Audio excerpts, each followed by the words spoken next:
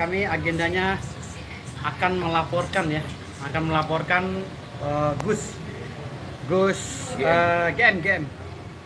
GM dan YouTuber AHA ya, dengan dugaan pelanggaran lagi nih undang-undang ITE. Makanya kami hari ini mencoba untuk konseling dengan pihak kepolisian. Kalau seandainya nanti diterima lagi ya, saya akan berikan penjelasan lebih lanjut. Bukti-buktinya ada, Bang? Bukti-bukti sudah kami bawa semua, screenshot dan video ya, flash disk. Perihal apa, Bang, dilaporin, Bang?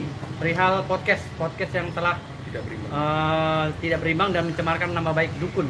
Tidak dipertemukan, padahal kita komitmennya pengen ada dipertemukan dua pihak antara Ustadz dengan sisi keagamaan kami.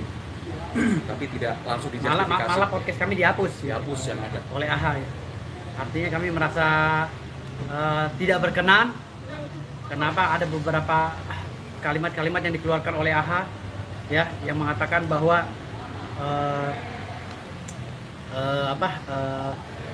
dia telah menyesal mempodcast dengan bintang tamu atau podcastan yang tidak bermanfaat, tidak mengedukasi. Jadi dihapusnya itu alasan dia, katanya podcastan dengan kami ini tidak bermanfaat, tidak mengedukasi gitu. Jadi dari segi mananya tidak mengedukasi, artinya kami ini orang rendah dong di mata dia gitu, kalau memang dibilang tidak bermanfaat. Nah, terus untuk GM ya, GM sendiri telah menghina istri para dukun ya, dengan mengatakan si GM ini, si Gus ini yang notabene dia seorang ustadz ya, seorang pendakwah, dengan mencela ya, melakukan body shaming terhadap istri-istri dukun, yang mengatakan istri dukun itu brongos dan jelek. Lalu ada lagi masalah Kris. Dia bilang Kris ini nggak ada apa-apanya, Kris itu tidak bisa juga buat motong apa, bawang atau apa tadi itu nanti akan kami pertanyakan, karena ini penghinaan terhadap budaya, khususnya budaya Jawa gitu.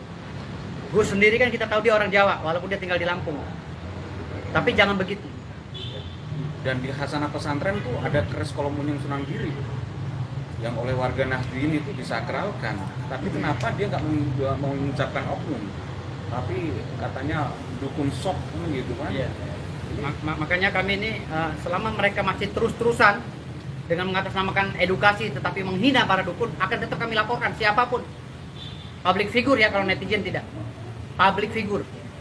Hanya public figure. Setiap public figure yang berstatement atau YouTuber yang berstatement menghina akan kami laporkan. Ada YouTuber lagi satu ya, wanita CD ya. DC ya. DC ini juga akan kami laporkan. Tapi belum.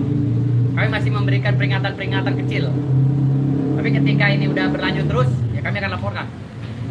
Bang, landasannya apa, Bang, buat memberanikan diri untuk melaporkan GM sama AHA ini, Bang? Ya landasannya hukum.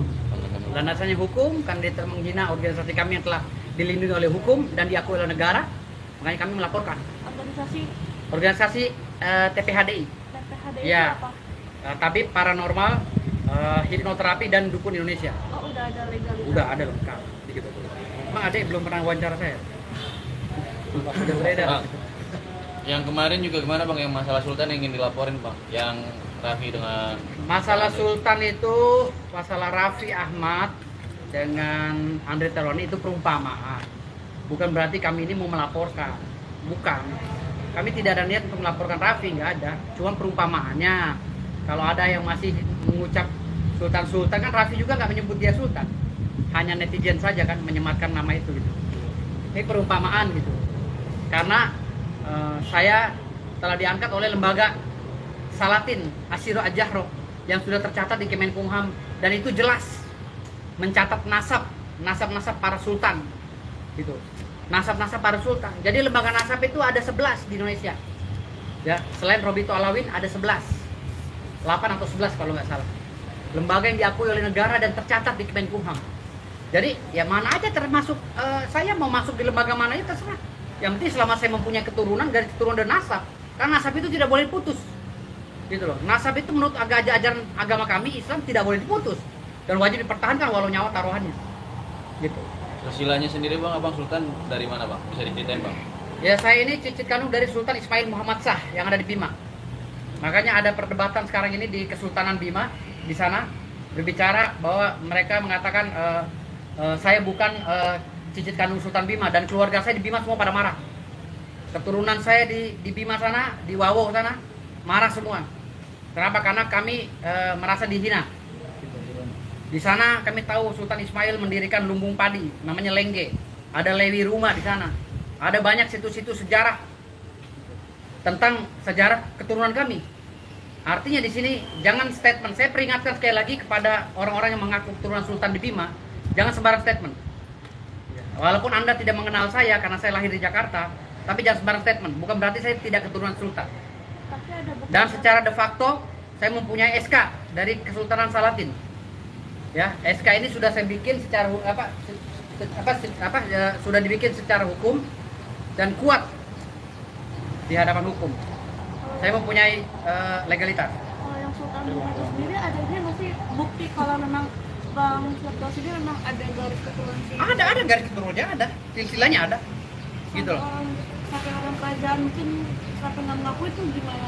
Bukan nggak mengakui, mungkin mereka ini karena saya lahir di Jakarta dan jarang pulang ke Bima, dianggapnya mereka nggak kenal.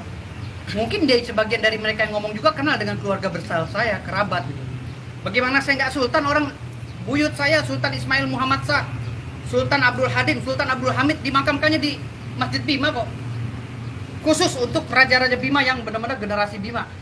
Ya, makamnya itu di makam Masjid Bima, Siginae namanya.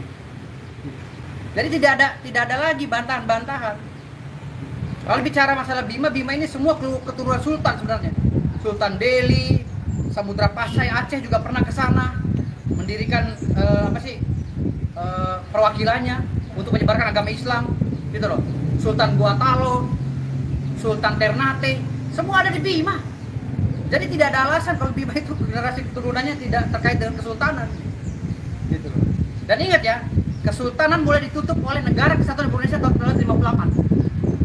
Ya, kesultanan sudah tidak boleh beroperasi lagi sejak tahun 1958, sejak ya, para sultan menyerahkan kedaulatan kepada Negara Kesatuan Republik Indonesia dan dirubah menjadi sistem pemerintahan presidentil. Artinya pemerintahan di bawah komando presiden, lalu daerah tingkat 1 dan tingkat 2. Jadi tidak boleh lagi menggunakan sistem monarki, tetapi garis keturunannya boleh saja mengadakan acara seremonial, ritual boleh. Tapi untuk mengakui saya ini sultan, saya mengaku sultan itu nggak boleh lagi. Saya aja sebagai cucu sultan nggak berani ngaku sultan. Saya hanya bilang saya ini cicitnya karena saya mengikuti aturan negara, gitu loh. Adapun saya diangkat sebagai Panglima Salatin karena memang permintaan daripada sebagian keluarga kesultanan dan sultan-sultan yang sudah tergabung dalam Salatin Asyiro Ajafro, pencatat nasab. Dan saya berbicara karena saya panglimanya dan itu kerjaan saya, gitu loh. Nggak boleh dikoreksi. Secara de facto dan de jure saya punya akte pendirian. Siapapun yang bicara saya akan somasi. Kalau dibilang saya bukan keturunan sultan, saya akan somasi karena saya sudah terdaftar dalam lembaga kesultanan, gitu loh. Dan itu mencatatnya mereka itu mencatat saya 2 tahun menyelidiki saya, meneliti tentang saya itu 2 tahun baru disahkan menjadi Panglima Salatin. 2 tahun mereka menelusuri saya. Ya bang, di satu podcast abang juga sempat berbicara bahwa abang keturunan jin juga bang ya? Bukan keturunan jin, saya nggak pernah bilang keturunan jin. Tidak pernah saya bicara masalah jin. Jadi secara spiritual dari turun temurun kakek buyut saya yang namanya Kiai Haji Muhammad Tabrin Al Jalani itu pernah mempunyai murid dari jin dan dia pernah mengajar jin, mengajar ngaji jin. Dia pernah hilang sebulan, pulang. Kalau ditanya bilang gimana? Saya lagi pesta hadrah zikir. Di mana? Di sana. Lah kata orang kampung itu kan gunung. Kok ada pesta? Iya tadi ada masjid besar. Tapi cerita-cerita seperti itu kalau diceritakan zaman sekarang nggak nyambung. Gitu loh. Dan ingat ya, seluruh orang Bima tahu Kiai Haji Muhammad Tabrin Al Jalani, tahu semua. Di Wawo sana. Itu kakek saya yang nikah dengan jin. Boleh tanya silakan. Gitu. Boleh tanya. Di Bima itu masih ada mistiknya kok, banyak mistik. Gitu. Tapi bukan berarti orang Bima musyrik, enggak. Islam nomor 1 di Bima. 99% mayoritas Islam di Bima. Oke Bang, yang untuk Raffi Ahmad konklusinya adalah apa? Hanya akan masih memperingatkan atau seperti apa? Saya bilang kalau seandainya ya nama Sultan ini masih dimain-mainkan, ya masih dipermainkan nama Sultan ini, kami sebagai lembaga Salatin atau Majelis Salatin Asiro Al-Jahro akan membuat somasi dan melayangkannya kepada siapa aja yang ngeyel. Lantas masalah hukumnya, ya kami lawan.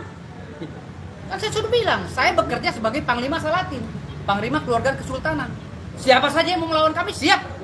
Tapi secara hukum. Oke, memainkan sultannya seperti apa sih Bang? Dia melecehkan kalimat-kalimat Sultan, ya kan? Hanya sebagai candaan, dikit-dikit ini kafe Sultan. Oh ini tempat maksiat Sultan, ini hotel Sultan buat berzina. Itu nggak boleh. Ayo kawan-kawan kita ke disko. Disko itu diskotik namanya Sultan. Itu nggak boleh, itu kan saya somasi.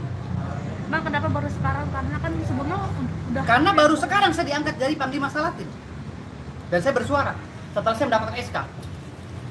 Kalau saya nggak punya landasan hukum ya, locus standi atau legal standing, saya nggak berani. Karena saya sudah punya legal standing, jadi saya berani ngomong. Netizen juga bicara bahwa abang memanfaatkan momentum ini bang, dalam arti seolah-olah kata ini ya menjadi pansos gitu bang. Oh tidak. Kalau bicara pansos, maaf saudara-saudaraku semua, saya main film bareng sama Mas Matias Mucus, boleh dicek. Tahun 90, saya udah jadi artis tahun 90. Bayangin, orang kalian ini masih pada main bekel, main congklak, main kasti. Saya udah jadi artis gimana? Lah sekarang saya ini presidennya artis, presiden Ferrari, perkumpulan artis seluruh Indonesia. Saya juga calon ketua umum Parvi, boleh dicek.